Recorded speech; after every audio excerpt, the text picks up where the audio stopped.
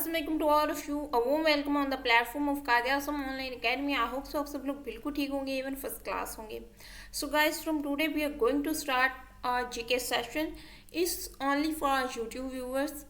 और इसमें हम लोग जो है वो ट्राई करेंगे कि हम जितने भी बेसिक क्राइटेरियाज हैं, बेसिक सब्जेक्ट्स हैं या बेसिक एरियाज़ हैं जीके के पेपर के, उन सबको कवर करने की कोशिश करें। ये जीके का जो सेशन है ये पीएमएस के अलावा, पीएमएस जीके पेपर के अलावा जितने भी वन पेपर एग्जाम्स हैं उन सब में आप लोगों के लिए हेल्पफुल होगा।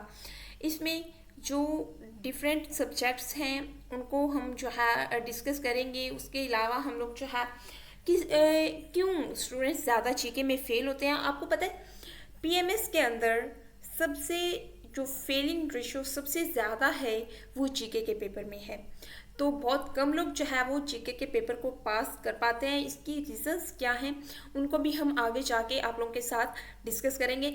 बट इस सब के साथ जो है वो एक आप लोगों को बात करनी थी कि आप लोग जो है वो हमारे चैनल को, हमारे लेक्चर्स को, अगर आप लोगों को ये पसंद आए तो इनको लाइक, शेयर और हमारे चैनल को सब्सक्राइब किया करें, ताकि और साथ कमेंट्स भी ऐड कर दिया करें, क्योंकि ये चीज़ हमारे लिए जो है करेज का बाइस बनती है। हमें जो है ना वो एक ऐसे मतलब समझ लें कि ऐसे हमें लगता है कि शायद किसी को फ़ायदा पहुंच रहा है। अगर आप लोगों को इससे आप लोग व्यू नहीं करते या लाइक्स नहीं आते तो हमें यही लगता है कि स्टूडेंट्स जो हैं इनसे बेनिफिट्स गेन नहीं कर रहा है।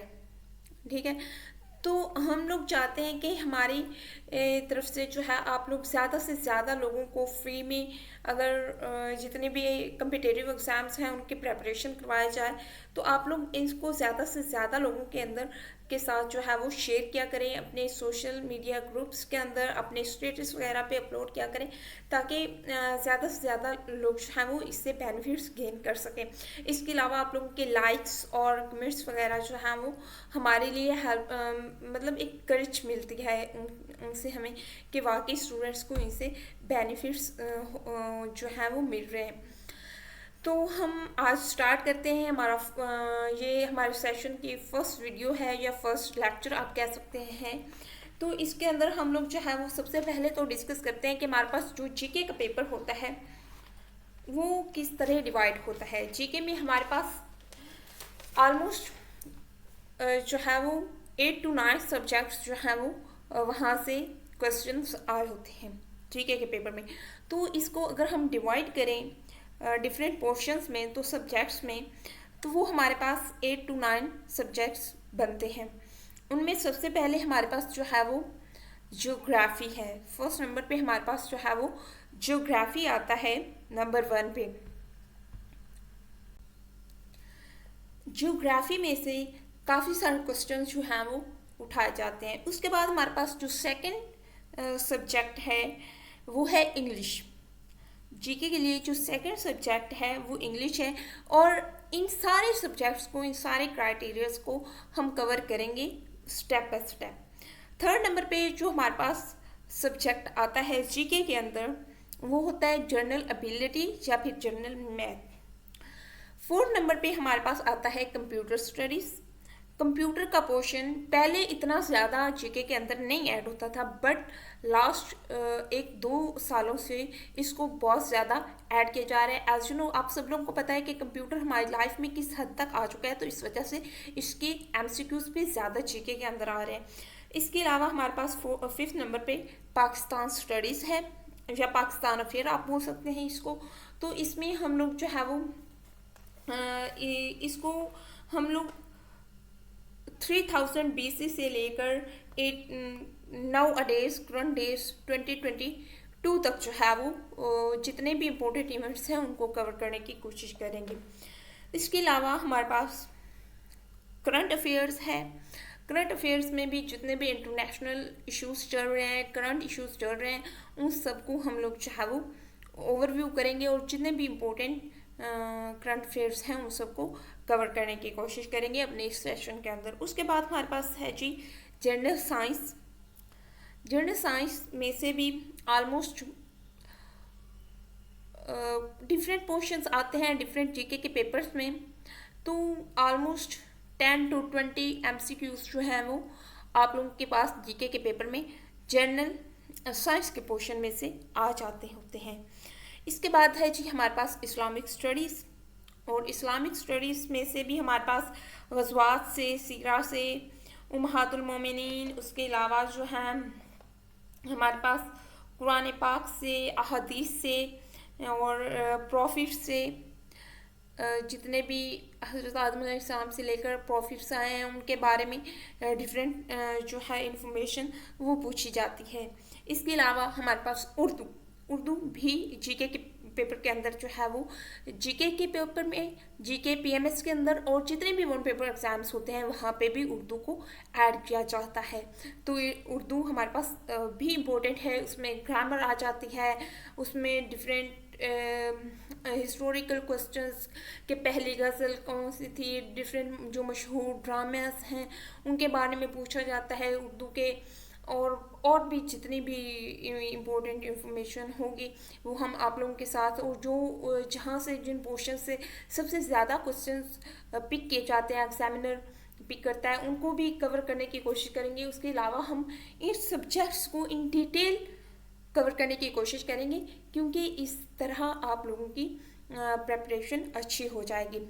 तो ये जो सारे सब्जेक्ट्स हैं मैंने आप लोगों को नोट डाउन करवाए हैं। अगर आप लोगों ने नोट डाउन नहीं किए तो आप लोग अब कर लें इन सारे सब्जेक्ट्स को। ये सब्जेक्ट्स आप लोगों के पास मेंशन हैं, इन सब्जेक्ट्स को आप लोगों ने कवर करना है। इसके बाद हम लोग जो है वो बात करेंगे अपनी फर्स्ट क्लास से, और हम सबसे पहले जो है वो पोर्शन वो भी ज्योग्राफी का ही स्टार्ट करेंगे। हम ज्योग्राफी की क्लास से स्टार्ट लेंगे और आज हमारी ये फर्स्ट क्लास होगी और इसमें हम ज्योग्राफी को स्टार्ट करेंगे। ज्योग्राफी में हम सबसे पहले वर्ल्ड मैप को डिस्कस करेंगे, और हम जब तक आप लोगों को बेसिक्स का नहीं पता होगा आप लोग आगे नहीं बढ़ सकते, तो हम बेसिक्स से स्टार्ट करेंगे, वर्ल्ड ज्योग्राफी को करना स्टार्ट करेंगे। आप लोग ये अगर नोट डाउन कर लें तो मैं इनको रिमूव कर देती हूँ, आप लोग इनके शॉर्ट्स ले लें, चाहे तो आप नोट डाउन कर लें। और ये बात मैं आप लोगों को साथ कह दूँ, बता दूँ कि आप लोग अपने साथ साथ नोट्स प्रिपेयर करें। आप अपने खुद के नोट्स प्रिपेयर करेंगे, एक तो जो चीज़ आप लोग एक दफ़ा हाथों से लिख लेते हैं वो चीज़ आपको याद रहती है, दूसरा आपके खुद के नोट्स होंगे तो आप अच्छे से प्रिपेयर कर सकते हैं, और एक बार नोट्स बन गए तो आपको अगेन एंड अगेन प्रेपरेशन करने की ज़रूरत नहीं पड़ेगी। चाहे आप वन पेपर एग्ज़ाम के लिए जाएं और चाहे पीएमएस जीके के लिए, तो आपको फिर डिफरेंट चीज़ों को और लेक्चर्स को सुनने की और कहीं से सर्च करने की ज़रूरत नहीं पड़ेगी। आपके पास ऑलरेडी नोट्स होंगे तो आप उन्हीं से जो है वो अपनी रिवीजन अगेन कर लेंगे।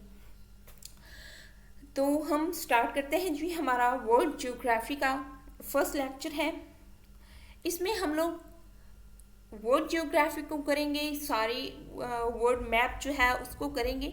इसके अलावा हम एक स्पेसिफिक लेक्चर जो है वो पाकिस्तान ज्योग्राफी पे भी रखेंगे। अगर हमारे पास 8 लेक्चर्स होंगे वर्ल्ड ज्योग्राफी पे, हम ऑलमोस्ट 8 to 10 लेक्चर्स ज्योग्राफी पे होंगे हमारे, तो इनमें से अगर 8-9 जितने भी टोटल हुए उनमें से एक या दो सेशंस हमारे पास, जो 1 या 2 लेक्चर्स, 1 या 2 वीडियोस जो हैं हमारी पाकिस्तान ज्योग्राफी पे भी होंगी, तो आप लोगों ने टेंशन नहीं लेनी। तो सबसे पहले हम लोग जो है वो आज वर्ल्ड ज्योग्राफी को स्टार्ट कर रहे हैं। इसमें सबसे पहले वर्ल्ड ज्योग्राफी को अगर मैं आप लोगों के साथ, आप लोग अपने पेन पेंसिल्स उठा लें और साथ साथ नोट डाउन करना स्टार्ट करते हैं। सबसे पहले हम बात करें कॉन्टिनेंट्स की, बेसिक से हम स्टार्ट करेंगे, बेसिक से एडवांस की तरफ जाएंगे। सबसे पहले हम बात करेंगे कॉन्टिनेंट्स की। तो अगर आप लोगों को कि हमारे पास वर्ल्ड के अंदर कितने कॉन्टिनेंट्स हैं, तो अगर मैं आप लोगों के साथ वर्ल्ड मैप यहाँ पे शेयर कर दूँ तो आप लोगों को दिखाती हूँ जी। ये है हमारे पास वर्ल्ड मैप। ये वर्ल्ड मैप जो है आप लोगों को ये इस तरह नज़र आ रहा है। आप लोगों के पास ग्लोब होता है तो वो बिल्कुल गोल होता है, तो यहाँ पे उसको ग्लोब को एक होल के मैप बनाया गया है। एक चीज़ ये होल वर्ल्ड का जो है मैप है आप लोगों के पास डिटेल वो ज़्यादा इस तरह मैंने आपको इसीलिए ये वाला शो करवाया है बिकॉज हम आज कॉन्टिनेंट्स को डिस्कस करने वाले हैं, तो ये चीज़ें आप लोगों को क्लियर नज़र आएंगी। तो आपको ये जो डिफरेंट कलर्ड पोर्शंस नज़र आ रहे हैं, इस मैप के अंदर बेसिकली हमारे पास ये कॉन्टिनेंट्स हैं, ये हमारे पास कॉन्टिनेंट्स हैं। बट यहाँ पे आप लोगों को लग रहा होगा कि आपको इस मैप के अंदर कितने कलर्ड पोर्शंस नज़र आ रहे हैं। आप लोग सोच रहे होंगे कि आप लोगों को तो ये 8 पोर्शंस नज़र आ रहे हैं, तो ये 8 पोर्शंस नहीं हैं। ये जो मिडल ईस्ट यहाँ पे शो करवाया जा रहा है, सबसे पहले मैं आपको ये चीज़ क्लियर कर दूँ कि जो मिडल ईस्ट है इसको यहाँ पे वर्ल्ड मैप पे डिफरेंट कलर से शो करवाया जाता है, but it's a part of Asia. ये एक ही कॉन्टिनेंट है, एशिया। ये कॉन्टिनेंट एशिया का हिस्सा है, मिडल ईस्ट ये सेपरेट कॉन्टिनेंट नहीं है। ये चीज़ सबसे पहले मैं आप लोगों को क्लियर करवा देना चाहती हूँ। तो ये जो मिडल ईस्ट है ये भी एशिया का हिस्सा है। तो मीन ये जो बाउंड्री है, ये जहाँ से अभी ये कर्सर आ रहा है, ये सारा एशिया का पार्ट है। ये यहाँ से इस तरफ हम अगर ये मूव करें तो ये सारा जो ये यहाँ से यहाँ तक ये एक ही कलर का, ये ग्रे कलर में जो ये पोर्शन दिखाया गया है, और ये ग्रे के साथ जो ये वाला कलर है ये भी एशिया का ही पार्ट है। तो इसको आपने एक काउंट करना है, ठीक है। इसके अलावा आप बाकी काउंट करें तो हमारे पास ये नंबर 1, मैं लिख देती हूँ इधर भी, ये हमारे पास नंबर 1 है।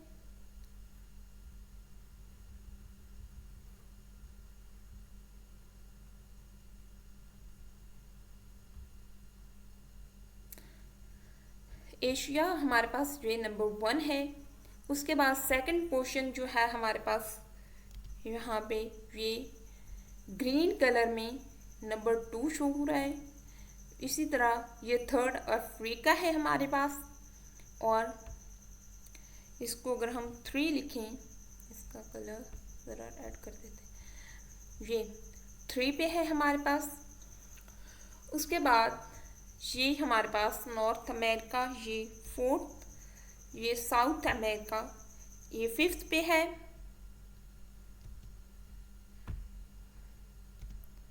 इसी तरह ये आपको ऑस्ट्रेलिया नज़र आ रहा है नंबर 6 पे, और सबसे एंड पे ये आपको नज़र आ रहा है, ये ऑस्ट्रेलिया है, और ये सबसे एंड पे आपको नज़र आ रहा है एंटार्क्टिका। तो हमारे पास वर्ल्ड के कितने कॉन्टिनेंट्स आए? 7। तो वर्ल्ड के टोटल कितने कॉन्टिनेंट्स हैं हमारे पास? 7, ठीक है। आगे मैं यहाँ से इससे आगे एशिया जब मैं करवाऊँगी आप लोगों को, तो और भी चीज़ें आप लोगों को एशिया के अकॉर्डिंग जितनी भी चीज़ें होंगी वो आपको वहाँ पे आगे मज़ीद क्लियर हो जाएंगी, ठीक है। तो हमारे पास ये टोटल 7 कॉन्टिनेंट्स आप लोगों को नज़र आ रहे होंगे। अब इनमें सबसे पहले हम देखेंगे कि इनमें सबसे बड़ा कॉन्टिनेंट्स कौन सा है। तो आप लोगों को अगर मैं इन सारी राइटिंग्स को यहाँ से रिमूव कर दूँ तो हम इनको देखेंगे कि सबसे बड़ा कॉन्टिनेंट, यहाँ से सबसे बड़ा कलर्ड एरिया आपको कौन सा नज़र आ रहा है। अगर हम मिडल ईस्ट को भी एशिया का पार्ट कंसीडर कर लें तो सबसे बड़ा एरिया आपको एशिया ही वर्ल्ड मैप पे नज़र आएगा। तो नंबर 1 पे हमारे पास कौन सा है? एशिया। इसके बाद नंबर 2 पे अगर हम बात करें अकॉर्डिंग टू एरिया, तो सबसे बड़ा पोर्शन एशिया का, ये सारा एरिया जो है ये एशिया का है, यहाँ से ये इधर तक, इधर से इस तरह। तो ये हमारे पास की ये वाला सारा पोर्शन यहाँ से ये यहाँ तक और इधर से इधर तक, तो ये सबसे बड़ा एशिया है। उसके बाद अगर हम सेकंड की बात करें तो वो आपको यहाँ से ये सारा अफ्रीका, ये वाला पोर्शन भी और ये सारा अफ्रीका नजर आ रहा है। तो ये हमारे पास जी है अफ्रीका। सेकंड हमारे पास कॉन्टिनेंट कौन सा हो गया जी? अफ्रीका। सेकंड नंबर पे कौन सा है? अफ्रीका। मैं आपको बता रही हूँ, according to area largest continent कौन सा है? एशिया। नंबर 2 पे कौन सा है? अफ्रीका। नंबर 3 पे, अब नंबर 3 पे ज़रा चेक करो कि कौन सा एरिया के अकॉर्डिंग हमें सबसे बड़ा कौन सा पोर्शन नज़र आ रहा है? North America. ऑफ कोर्स आप लोगों को नज़र भी आ रहा होगा। तो थर्ड नंबर पे हमारे पास कौन सा है जी? North America. नंबर 4 पे हमारे पास अकॉर्डिंग टू एरिया है जी साउथ अमेरिका। नंबर 4 पे हमारे पास है जी साउथ अमेरिका। इनको याद करना इसलिए भी इजी है, नंबर 1 2 3 4 मीन आप इस मैप को माइंड में रखें, एशिया से फिर अफ्रीका, फिर थर्ड नॉर्थ अमेरिका, फोर्थ पे साउथ अमेरिका। अब आप लोग बताएं कि फिफ्थ पे लार्जेस्ट एरिया आपको, अब एक ये यहाँ पे यूरोप बचा है, ऑस्ट्रेलिया बचा है और एंटार्क्टिका बचा है, तो इनमें से लार्जेस्ट एरिया आपको कौन सा नज़र आ रहा है? ऑफ कोर्स आपको एंटार्क्टिका का नज़र आ रहा है, ये लार्जेस्ट एरिया इसका नज़र आ रहा है। तो ये सॉरी नंबर 5 पे Antarctica. According to area, according to area अभी बात कर रही हूँ, अभी अकॉर्डिंग टू पॉपुलेशन मैंने बात नहीं की। अकॉर्डिंग टू एरिया आपका लार्जेस्ट कॉन्टिनेंट कौन सा है? Number 1 Asia, number 2 Africa, number 3 north America, number 4 south America, number 5 Antarctica, जो सबसे एंड पे, वर्ल्ड के एंड पे पड़ा हुआ है एंटार्क्टिका। उसके बाद जी अब आप लोगों ने बताना है कि यूरोप और ऑस्ट्रेलिया, ये यूरोप और ये ऑस्ट्रेलिया, इन दोनों में से आपको कौन सा एरिया बड़ा नजर आ रहा है? ऑफ कोर्स यूरोप बड़ा है, आप बचपन से पढ़ते आ रहे होंगे कि ऑस्ट्रेलिया सबसे छोटा सा है, तो यूरोप जो है हमारे पास ये नंबर 6 पे आता है अकॉर्डिंग टू एरिया।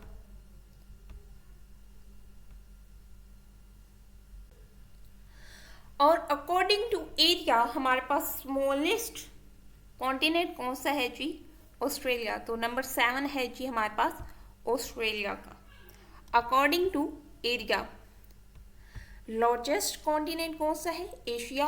और स्मॉलेस्ट कॉन्टिनेंट कौन सा है? Australia, according to area. अब हम बात करते हैं according to population. According to population, according to population अगर हम देखें तो यहाँ पे भी नंबर 1 पे हमारे पास आता है एशिया, तो ये आसान है। According to area and according to population number 1 पे कौन सा है? Asia. But according to population second पे फिर कौन सा आता है? अफ्रीका। एरिया के लिहाज से, पॉपुलेशन के लिहाज से सेकंड पे कौन सा आता है? अफ्रीका। इसके बाद अकॉर्डिंग टू पॉपुलेशन नंबर 3 पे आता है Europe. According to area Europe का कौन सा नंबर था? 6।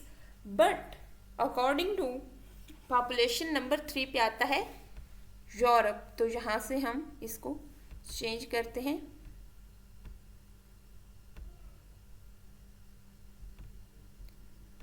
नंबर 3 हमारे पास है जी, इसको उठाना था हमने, यूरोप इधर नंबर 3 पे आ गया हमारे पास यूरोप। नंबर 4 पे हमारे पास फिर कौन सा आया? North America. नंबर 4 पे कौन सा आया हमारे पास? ये North America. According to population number 4 पे North America. According to population number 5 पे हमारे पास कौन सा आया? South America. नंबर 5 पे हमारे पास साउथ अमेरिका। और इसके बाद नंबर 6 पे according to population, as you know, आप सब लोगों को पता होगा कि ऑस्ट्रेलिया, बिकॉज एंटार्क्टिका यहाँ पे पॉपुलेशन सर्वाइवल डिफ़िकल्ट है, तो नंबर 6 पे हमारे पास पॉपुलेशन के अकॉर्डिंग नंबर 6 इसका है ऑस्ट्रेलिया का, और नंबर 7 एंटार्क्टिका का। तो अकॉर्डिंग टू पॉपुलेशन सबसे बड़ा कौन सा है? एशिया। Number 2 Africa. नंबर 3 पे कौन सा आ जाता है? यूरोप। नंबर 4 पे कौन सा? North America. नंबर 5 पे साउथ अमेरिका। नंबर 6 पे ऑस्ट्रेलिया एंड नंबर 7 पे एंटार्कटिका। अब हम बात करते हैं ओशंस की। सो ओशंस में ओशन और सी दो चीज़ आप लोगों ने डिफरेंट जगहों पे ओशन और सी पढ़े होंगे। तो सबसे पहले मैं आप लोगों को बता दूं ओशन और सी में डिफरेंस क्या है। ओशन और सी में डिफरेंस क्या है? तो ओशन और सी में डिफरेंस ये होता है कि जो स्मॉल इन एरिया होता है वो सी होता है, स्मॉल इन एरिया सी होता है, और लार्ज इन एरिया ओशन। जो बहुत बड़े बड़े समंदर होते हैं, ठीक है, बहर उनको बोलते हैं, जो बहुत बड़े बड़े हों बहर, और उनको ओशन, ओशन उर्दू में बहर, और सी को उर्दू में बहीरा, जैसा हमारे साथ बहीरा अरब हम कहते हैं। तो समंदर की दो किस्में हैं। हम उर्दू में तो आम समंदर बोल देते हैं ना, बट हमारे पास सी और ओशन। ओशन और सी में डिफरेंस क्या है? ओशन लार्ज इन एरिया होता है और सी स्मॉल इन एरिया होता है, ठीक है। अब हम अगर बात करें ओशंस की, तो हमारे पास इस मैप को आप अगर देखें, इस मैप को अगर आप देखें तो इनको मैं रिमूव कर देती हूँ अब कॉन्टिनेंट्स की नंबरिंग को। तो यहाँ पे आप लोगों को जो इन कॉन्टिनेंट्स, ये जो कलर्ड एरिया है, इनके अलावा ये जो कलर्ड पैचेस आपको नज़र आ रहे हैं, ये तो मैंने आप लोगों को बताया कि ये कॉन्टिनेंट्स थे। इनके अलावा जो बाकी सारा एरिया है ये वाटर है। ये इस अर्थ के ऊपर ये सारा वाटर है, और यहाँ पे ये ओशंस, इनको हम ओशंस बोलते हैं, इनको डिफरेंट ओशंस बोलते हैं, ठीक है। इन ये जो कॉन्टिनेंट्स के पैचेस हैं, इन्होंने इस वाटर को जो है वो डिफरेंट ओशंस के अंदर डिवाइड किया होता है, ठीक है। इन वाटर्स को सेपरेट कर रहे होते हैं, तो उन जो वाटरी एरियाज हैं उनको हम डिफरेंट नेम देते हैं, ठीक है। तो यहाँ पे आप लोगों को इस ये जो अभी डायग्राम नज़र आ रही है, वर्ल्ड मैप नज़र आ रहा है, इसमें आप लोगों को डिफरेंट ओशंस नज़र आ रहे होंगे, ठीक है। इनमें सबसे पहले आपके पास ये पैसिफिक ओशन है। आप लोग अभी साउथ और नॉर्थ को नहीं देखेंगे, ठीक है। ये क्या है आपके पास? ये पैसिफिक ओशन का एरिया है। ये आपके पास जो है ये पैसिफिक ओशन का एरिया है।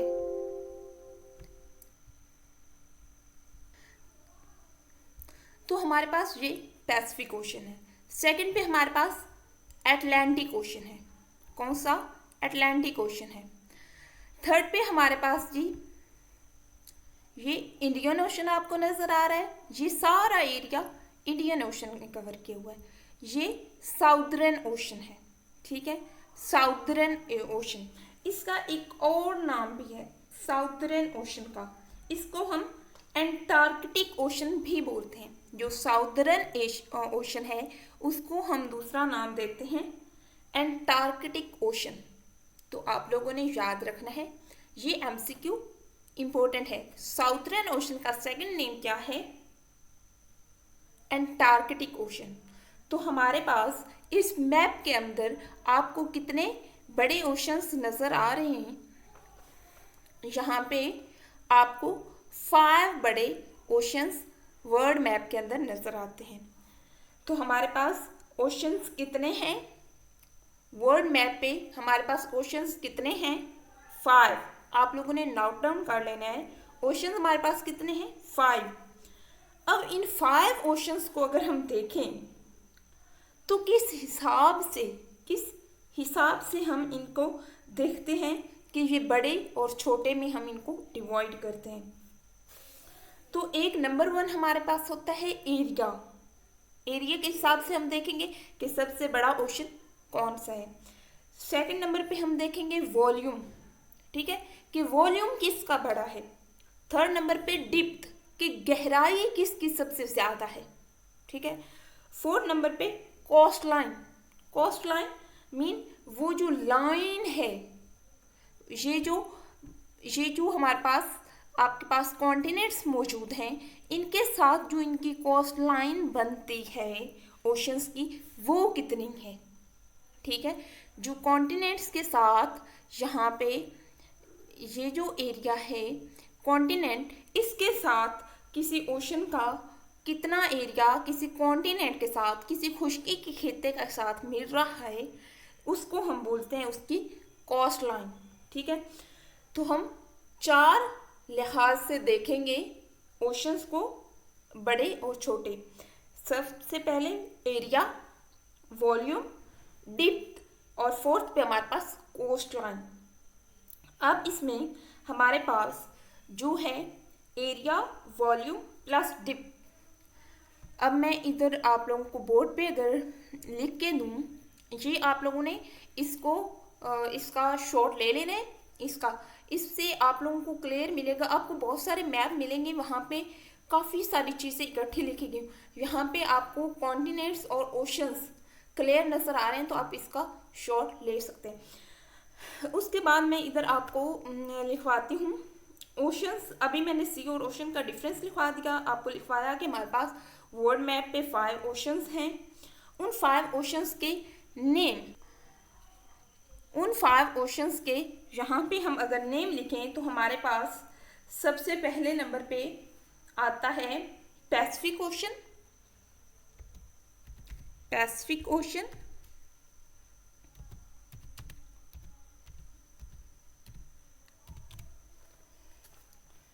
पैसिफिक ओशन हमारे पास सेकंड नंबर पे हमारे पास आता है अटलांटिक ओशन,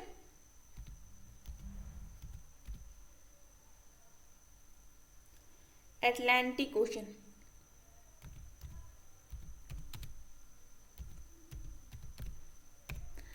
थर्ड नंबर पे हमारे पास आ जाता है इंडियन ओशन,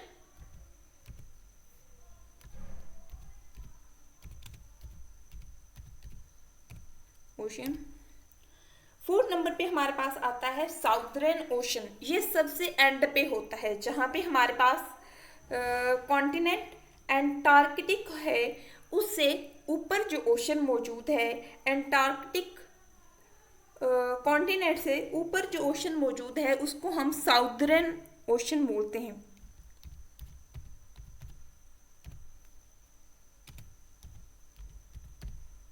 साउथर्न ओशन। और लास्ट पे हमारे पास जो आता है वो है Arctic ocean, Arctic ocean, ocean. तो ये 5 ओशंस हैं। अब अगर हम देखें तो ये 5 ओशंस, इनकी नंबरिंग भी यही है। नंबर 1 पे ये है पैसिफिक ओशन, नंबर 2 पे हमारे पास है अटलांटिक ओशन, नंबर 3 पे है हमारे पास इंडियन ओशन, 4 पे साउथर्न ओशन और 5th पे हमारे पास है आर्कटिक ओशन। अब इनकी नंबरिंग किस लिहाज से है, किस लिहाज से है? इनकी नंबरिंग है जी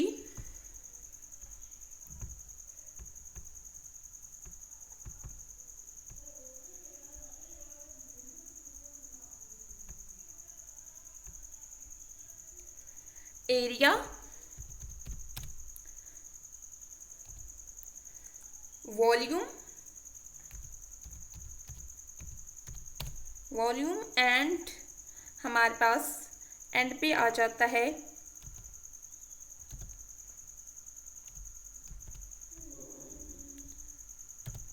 plus area, volume and depth. Area, volume और डिप्थ के अकॉर्डिंग अगर हम देखें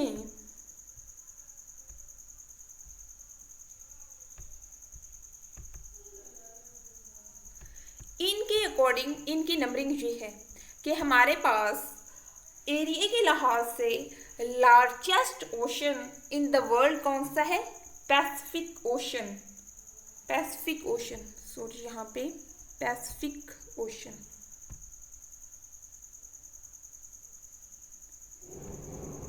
स्पेल मिस्टेक थी आप लोग यहाँ पे, पैसिफिक ओशन। Pacific Ocean. तो नंबर 1 पे हमारे पास जो ओशन है एरिया, वॉल्यूम और डिप्थ के अकॉर्डिंग वो है Pacific Ocean. Largest ocean in the world is Pacific Ocean according to area, according to volume और अकॉर्डिंग टू डिप्थ। इसी वजह सॉरी नंबर 1 पे हमारे पास पैसिफिक ओशन ही है अकॉर्डिंग टू कोस्टल लाइन भी। बट यहाँ पे हमारे पास थोड़ी सी चेंजिंग आती है नंबर 4 और 5 में। ये तीनों सेम होते हैं। हमारे पास जो पैसिफिक ओशन है ये लार्जेस्ट ओशन है according to area, volume, depth and हमारे पास कोस्टल लाइन। नंबर 1 पे पैसिफिक ओशन ही रहता है। नंबर 2 पे हमारे पास अटलांटिक ओशन ही रहता है। नंबर 3 पे इंडियन ओशन। तो ये तीन जो है ये चेंज नहीं होते according to area, volume, depth and coastal line. तो चारों के लिहाज से ये पहले तीन जो हैं ये चेंज नहीं होते। Pacific ocean, Atlantic ocean and Indian ocean, ये तीनों जो हैं ये सेम रहते हैं। बट हमारे पास चेंजिंग आती है नंबर 4 और 5 पे। अकॉर्डिंग टू कोस्टल लाइन हमारे पास नंबर 4 और 5 पे चेंजिंग आती है। हमारे पास according to coastal line number 4 पे है Arctic Ocean. According to coastal line हमारे पास नंबर 4 पे है आर्कटिक ओशन और नंबर 5 पे है साउदर्न ओशन। तो यहाँ पे हमारे पास चेंजिंग आती है। तो इसको अगर हम देखें एरिया, वॉल्यूम और डिप्थ के अकॉर्डिंग इनकी ये नंबरिंग है और अकॉर्डिंग टू कोस्टल लाइन जो है वो अगर हम देखें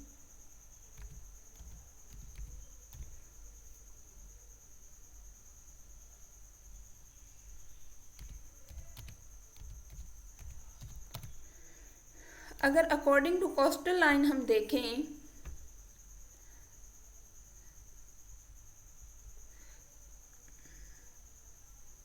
तो यहाँ पे according to coastal line just numbering इनकी यहाँ पे चेंज आती है।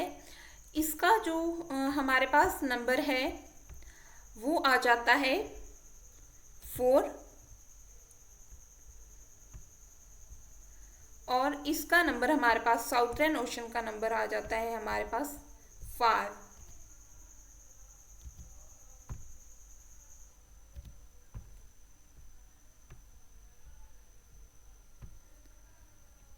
तो according to coastal line just इनकी नंबरिंग चेंज होती है, बाकी सब की यही नंबरिंग है।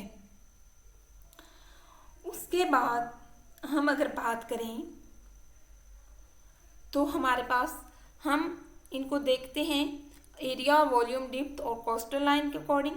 तो अगर एग्जामिनर इस तरह के क्वेश्चन पूछे कि अकॉर्डिंग टू एरिया सबसे जो है smallest ocean in the world according to coastal line, according to coastal line. अब हम लोगों ने माइंड में रखा होता है कि smallest ocean in the world is Arctic ocean. ये हमारे माइंड में यही क्वेश्चन होता है कि हमने आर्कटिक, हम जस्ट ये सर्च करते हैं, गूगल पे करें तो largest ocean in the world, smallest ocean in the world, ठीक है।